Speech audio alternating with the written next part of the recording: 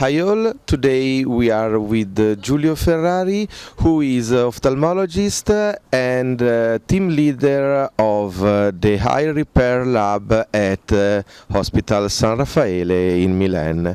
Thank you, Giulio, for being with us today. Thank you. Thank you. It was a pleasure.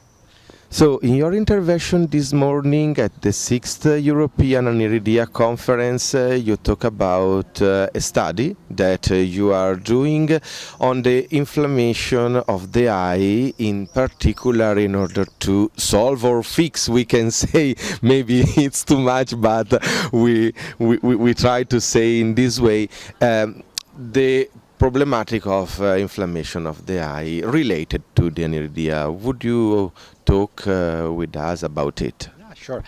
So it is emerging that inflammation has a key role in promoting. Should I look there? Or has a key role in promoting aniridia keratopathy, and probably also has a role in inducing stem cell depletion. So limbal stem cell depletion is a feature of aniridia, especially in its most advanced stages. So our idea is to understand if inflammation can promote limbal stem cell deficiency in aniridia, and if blocking inflammation can be beneficial in avoiding aniridia patients to progress to limbal stem cell deficiency. So in order to do this, we have been studying for a while neuroinflammation, which is a specific component of inflammation which is driven by substances released by nerves in the eye. And we have been trying to block the activity of a specific pro-inflammatory molecule, which is called substance P, by means of a drug which basically blocks the receptor where substance P binds. And we have been doing this in an animal model of limbal stem cell deficiency, and we have observed that blockage of substance P is able to significantly ameliorate limbal stem cell deficiency. It reduces corneal neovascularization, it reduces inflammation. So we hope that these findings may be also helpful in patients affected with aniridia. Also, of course, we still need to do a lot of study on this. So, do you think that it will be possible, or when it will be possible, to make a study on the aniridia patients with this kind of therapy?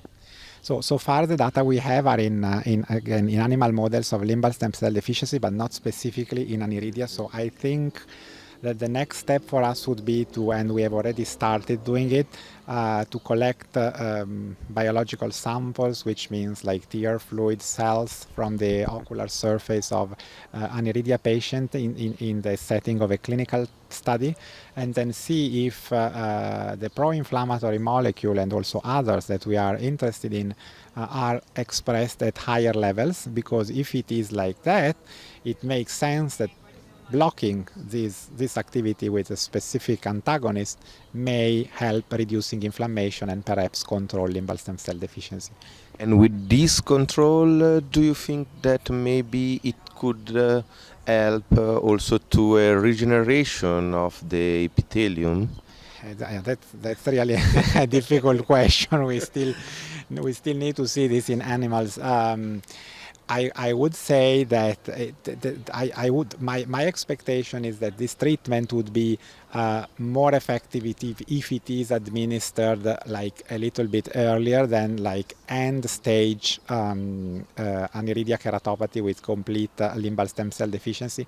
Also, I have to say that in the animal model that we have used, which again is not an aniridia model but is a limbal stem cell deficiency model, we completely ablate limbal stem cells. So we have calculated that approximately 1 or 2% of cells survive, and still we see that blocking inflammation in this model manages to rescue at least some of the stem cells. So it may be that this treatment could also be effective in later stages of aniridia, but we need to see.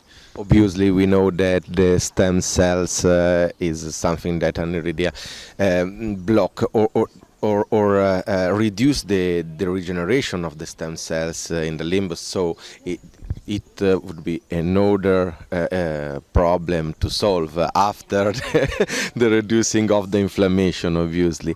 However, we hope that you can go ahead with this research and that the results could be very useful and performing for also the Aniridia patients.